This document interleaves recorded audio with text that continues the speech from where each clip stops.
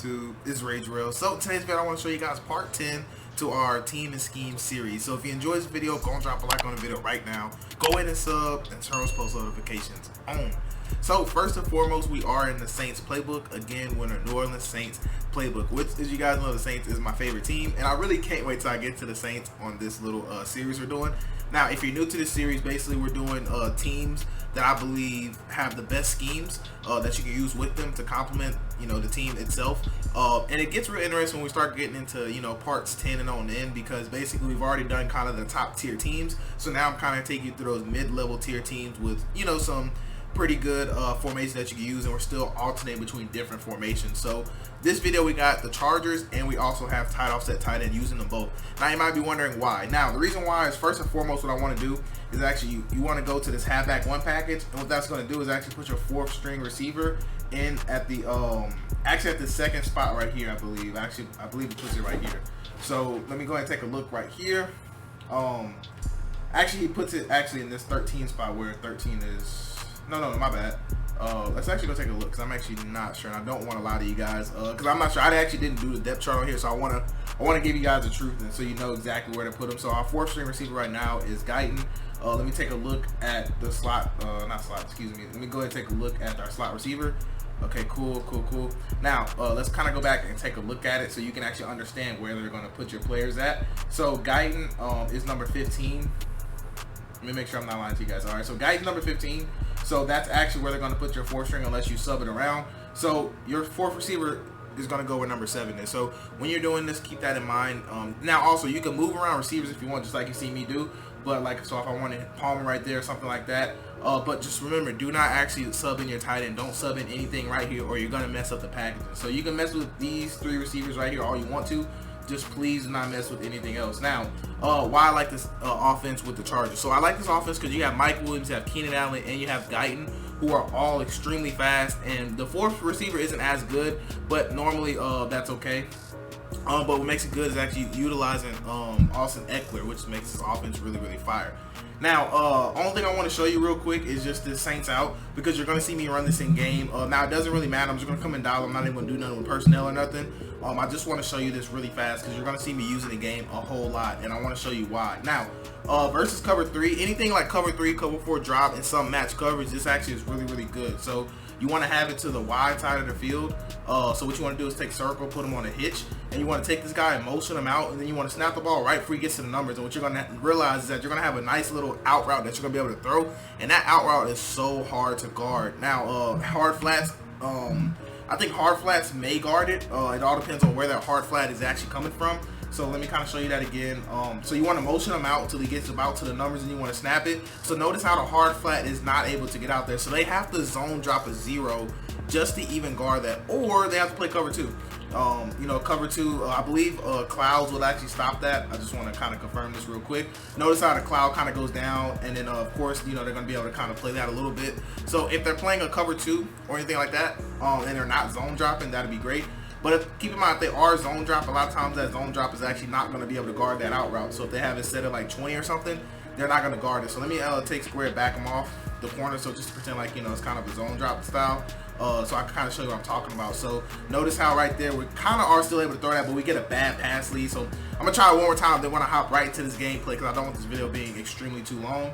And like I said, cover 2, you ideally would not run this on cover 2. Please don't run it on cover 2. So if they're calling cover 2, this is not a play I would use. I'm just showing you like what it would look like if they happen to be in cover 2 and you wasn't sure. So again, I'm getting a bad pass lead, but anyways, I want to show you cover 4 drop, and then we're going to get right into gameplay. I'm sorry. So I actually did put cover 4 drop in here. So you know what? Let's just go and dive right into the gameplay. So you guys can see right here, we are matched up against the Seahawks. So finally, we actually got a game to where we're not matched up against the Packers or the Chiefs or the Ravens, because I seem to get those a whole lot. So when I actually seen I was matched up with the Seahawks, I was kind of excited, because you just really don't see it. And the Seahawks are a really great team. It's just they're meta, but not really. They're not really meta per se because of their defense, but their offense is so explosive that that they're really still a really good team to use. And most people are going to run this setup. So the reason I love this gameplay as well is because you're going to be able to see this against a meta defense. So that is 3-3-5, normal to audible to wide. And he actually does a pretty decent job. And these setups that I'm giving you, please make sure you guys are kind of watching them, see how they're progressing and the things that I'm doing. because there are so many unique things you can do out of this offense. Now, I actually put out a free ebook on this offense, and I also put out a mini scheme on it. So if you're interested in that, I probably already linked it in one of the videos. If not, I'll link it towards the end. But just make sure you do check it out though. Or if you want to check my offensive playlist, make sure you do check it out, because I have a lot of good things like this. So the reason I love this series is because the point of it is I want you guys to be able to play regs and just use any team that you want, and then use any of the schemes that I provide. So let's say, like, for example, if you love the Bucks and you wanted to run gun bunch and you love that little video, you could try it out yourself and see how good it is.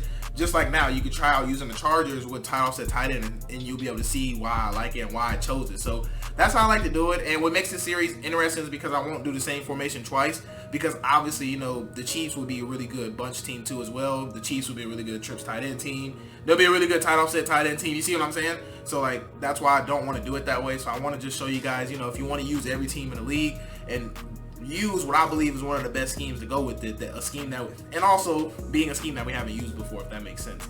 So that's kind of my philosophy on it. Now you can tell my opponent's actually doing a really great job of just mixing everything up. And right there, I missed circle read, but I seen triangle was going to get open, and that's something I don't throw a lot, is that circle read on that post. It's actually extremely good if you guys don't know, because that cover 3 safety is not going to be able to play that post route a lot of times.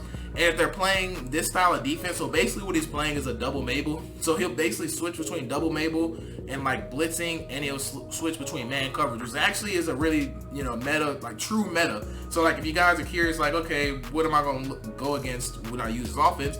This is exactly the style of, you know, defense you'll normally go against. And just notice how anytime we run the ball so far, it's been working. I know it's 2 rushes, 10 yards, but those 2 runs have actually had a lot of, you know, openness that could be, you know, exploited, I would say. So right here, 2nd and 5. So this is actually one of my favorite flood concepts. So what I like to do is take circle, put him on a streak, and I like to take the inside receiver, Mike Williams in this scenario, and put him on a curl route. And what's going to happen is he's going to be able to roll out, and a lot of times X is going to be able to split just about every single zone. But we got an unfortunate animation that will happen from time to time where circle and X will run into each other. I'm not sure why it happens, but it's literally just every now and again. It's not every time. But right here, it's 3rd and 15. So notice this little play that I told you guys. So we're going to take circle, put him on a hitch, and then we're going to just take square, going to motion them out. And you want to make sure you motion them to the numbers at least. But you see, I do actually switch it up, and this is another setup I do like, because we're going to make a read between circle and X. Now, I could have lowballed X, but I was a little nervous, so I wanted to playmaker circle, but we just got an under pressure inaccurate. Had we not got that, we actually would have picked up the 1st down right there. But I definitely could have hit X, and sometimes I have to just trust my instincts and just bullet it. Sometimes I get caught up in not trusting myself, which is, you know, a flaw that I try to work on. Which is something, you know, like I said, I think everybody has things they need to work on as far as, you know, being a better player. So that's just one of my things, is actually just trusting my instincts, honestly. So right here, I love this setup too. It's basically a flood concept, nothing really too special. But like I said, circle, I probably could have had it, but I just decided to throw triangle for whatever reason. Wasn't a good play at all. I just really just forced it and just hope they'll give like a knockdown animation or something like that. So best case scenario is we did throw the pick, but he didn't score, and we were able to get the ball back. So, you know, it's almost like we're just pretty much starting over from scratch now. So he played really great defense that drive, and, you know, now I got to come back and put some dots together. So right here, we're going to take square, put him on a hitch. Like I said, this setup is honestly really fire, honestly, because it's actually really a headache to stop. Notice how there's just almost nobody out there. And if your opponent's zone drops in any type of way, then that out route is going to be open. Now, what bags that out route, you're probably wondering. So if they man up that out route, that normally bags it, because it's not a man beating out route. Now on Madden 21 and Madden 20, that out route used to kill man coverage. So, you know, but since they kind of, you know, buffed man coverage, it doesn't really work that way. Now, this is actually the Saint Spots play, and I love this play because there's so much you can do out of this play. So notice right there, we are going to hit our flats, and Austin Eckler is just really so glitchy on this game.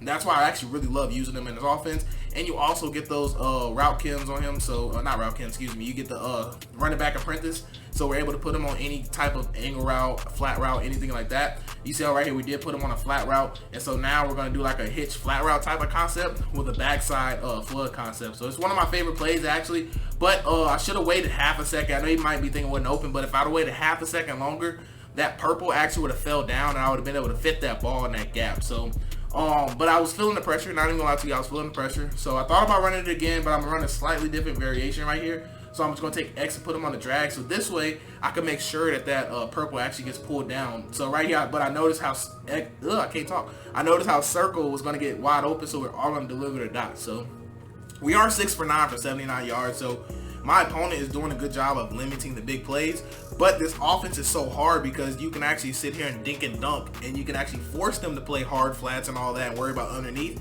You can actually throw it over the top at will, basically, and it's so good because tight outside tight end, you really can't play man versus it because that Y out corner play, Y out halfback swing, excuse me, because of that play. Oh, it'll be a nightmare trying to guard that against man coverage because there's so many things you can do out of it. So your best bet really is to play zone, mix in zone blitzing as well, and that's why I said I really love this gameplay. So you're gonna see my opponent do a lot of that. So right here, I'm not sure what it is, man or zone, but I have a setup that'll be both. So he decided to take kind of a 5-man pressure right there. Thankfully, we were able to pick it up, and we get the weirdest animation I've ever seen. But you know, we're still moving the ball. You know, we're driving now, we're getting things together, we're looking good.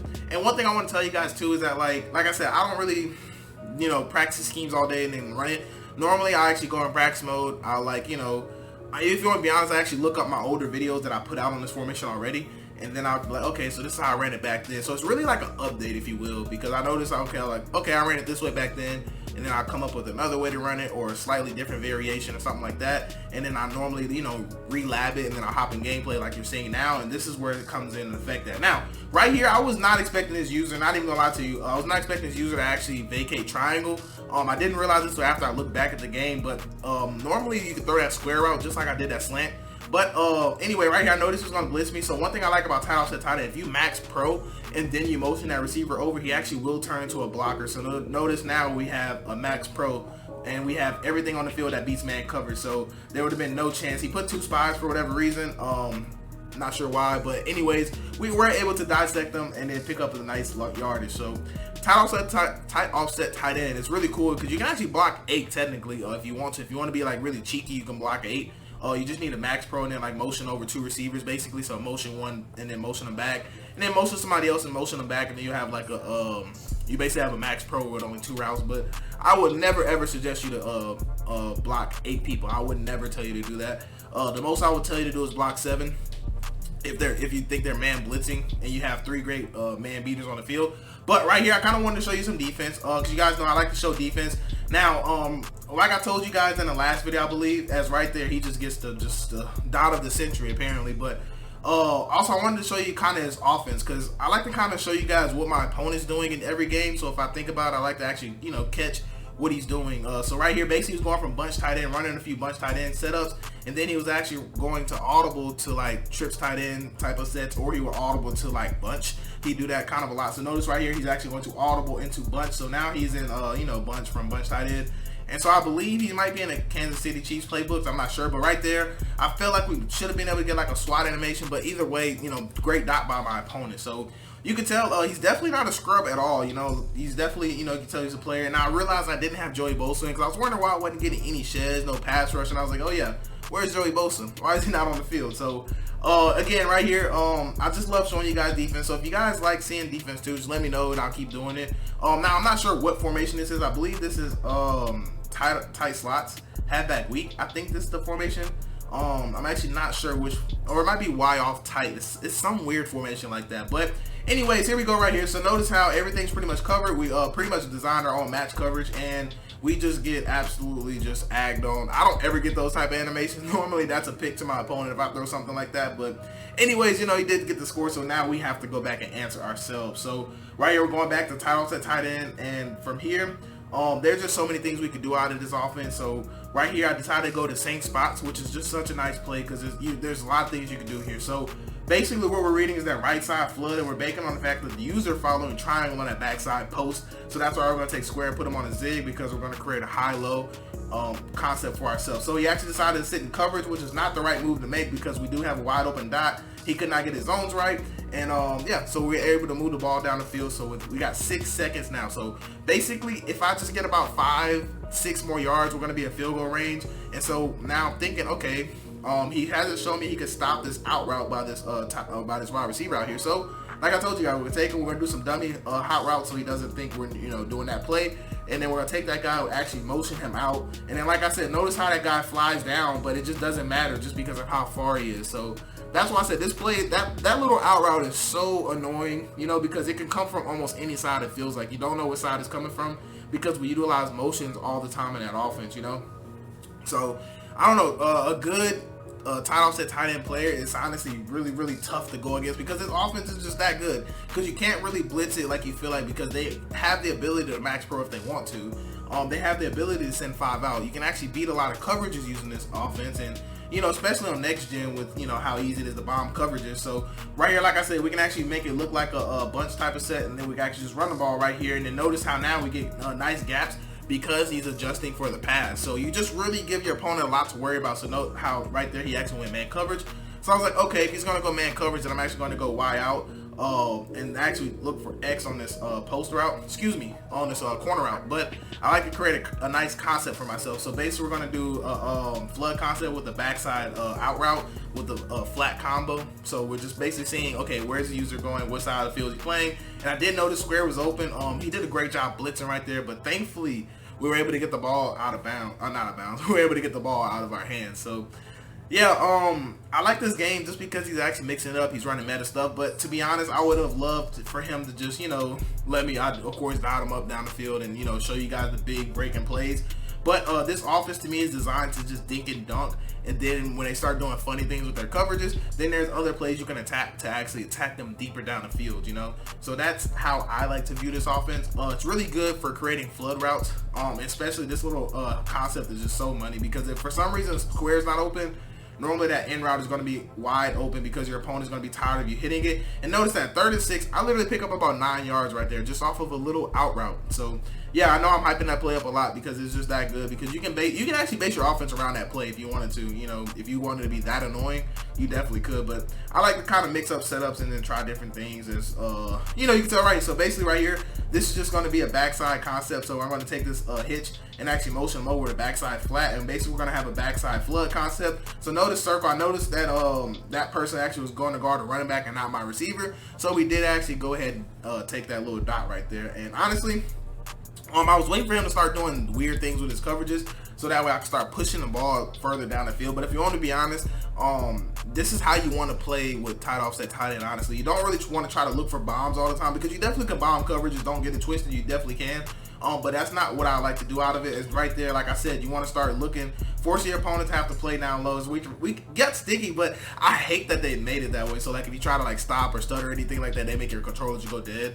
I mean, there's other ways to get sticky. That's just my favorite. You know, I'm just, you know, that's just what I use, to be real with you. I know I could just try to spin move and all that, but I just like to try to stutter still. I think it's just real fun to do. But anyways, right here, first and goal, it's really hard to get a stop on the goal line, you guys know. So we're basically just going to walk in every time. If you're ever on a goal line, literally just run the ball. It's designed for you to be able to run the ball in. So right here, you can tell he actually did score. So now, I scored, and now we're back on defense. So right here, like I said, I want to show you guys the drive. So this is bunch tight end. So I actually love this defense right here for bunch tight end if you guys are curious about it. But I was waiting for him to audible, so that way, because what I was doing, I was blitzing my user, and I would take away my 3-rec. So I needed my 3-rec on the field for my defense that I run. So now notice how, actually I did flip it. So sometimes I keep the 3-rec, sometimes I don't. It just depends on what my opponent's doing. And look at everything. Look at the coverage. Look how nothing's open right here. We're going to go ahead and send our spot. But look, Mike Davis actually gets bumped by Chris Harris. I believe that is number 24. I'm not sure who 24 is, but he gets bumped. And that just completely lets DK get wide open. And there's nothing, you know. So basically, that's how my opponent's really getting down the field. It's just a lot of broken plays, you know. So, you know, it's one of those unfortunate things to where, you know, you really nothing you can do about it, but it's just so frustrating when it happens where you know your opponent's just kind of getting bailed.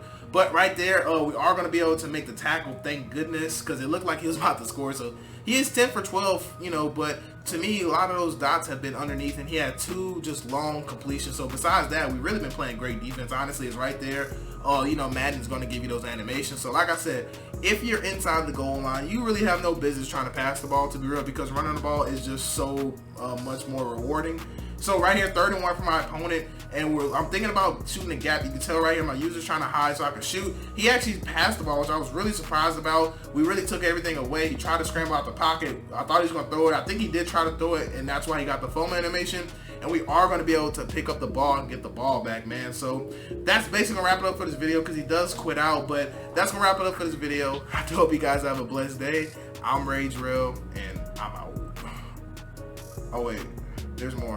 Okay, my bad. I think there's another drive. Okay, I remember he quit. I think after this drive he quit. My bad, y'all. I'm not out yet. But anyway, I really wanted this setup to work right here. I was kind of upset that it didn't. So watch this right here. So notice triangle. That's my favorite read, but he actually got bumped. And I tried to roll back out the pocket, and I believe I'm be real. I am pretty positive I got out the pocket right there. I am more than positive, but we get called for the intentional grounder, so now we are on the 3-yard line. Second and 23, so not looking good for us at all, man. And honestly, while I'm thinking about it, while you guys are watching this kind of right here unfold, I have not forgot about CFLs and none of that. I don't know. I haven't just tried to put it together yet. I haven't forgot. I just don't know if I'm having enough people that actually want to do it, because I don't want to do it with only like 10 or 12 people. If I did it, I would rather do it with a full CFL, to where it's just not sim wins and all that stuff. I don't want to deal with that. I just want to have a really fun league. So if you guys have a league and you think about, like, basically if I can join it and you guys are active, I will actually consider joining it, because I don't just realistically think I'll be able to have 31 people that I actually want to actually come and join and actually be active in it. But like I was telling you guys, that route is so money, and if you run this scheme on me, I'm probably gonna punch you or something, Nah, I'm playing. Title set, tight end, it could be a pain to stop, but you could definitely stop it. It just you need to mix it up on defense a whole lot. That's basically how you stop almost anything, to be real with you. But tight end, tight end, you really have to just mix things up, and you really cannot, you really can't, like, you can't sit in the same coverage in title set tight end, because there's just too many combos you can put together to just expose coverages. So if somebody's running a title set tight end, you can't stop it. What I suggest you do is actually just blitz them every play, but mix up your coverages. That's what I suggest you do. And then also right there, that's another thing you can do, is mix up coverages, because he has not played a vertical hook right there this whole time. Or if he did, I didn't realize it, but that's why that hit route got picked off, because it was a vertical hook. So just want to make sure I did say that, so you guys wouldn't, if you weren't sure or not. But anyways, right here, my opponent is going to be a bunch tight end. He's going to audible to this. I don't know what formation this is, to be real with you guys. It's like some Y off type something. I don't really know. Because I never got to see his actual play art, the little formation thing when he pick a play, because he always audibles into this out of bunch tight end. So I have no idea what formation this is. But anyway, this is defense right here, and as you guys can tell, I really love playing around match coverage. As you can tell right here, we are going to be able to take away that little bomb. I mean, he may have had it, he may, but to me, I hate when people do that. Just throw the ball out of bounds, and that made me question if he was really good or not. Even though he is 10 for 13 for 200 something yards, I know it sounds like a lot, but most of those throws came from chunk plays, if you guys remember.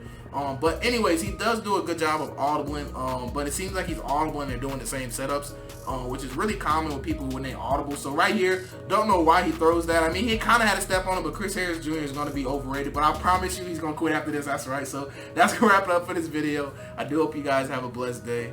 I'm Rage Real, and does he quit out? Yep. I'm out.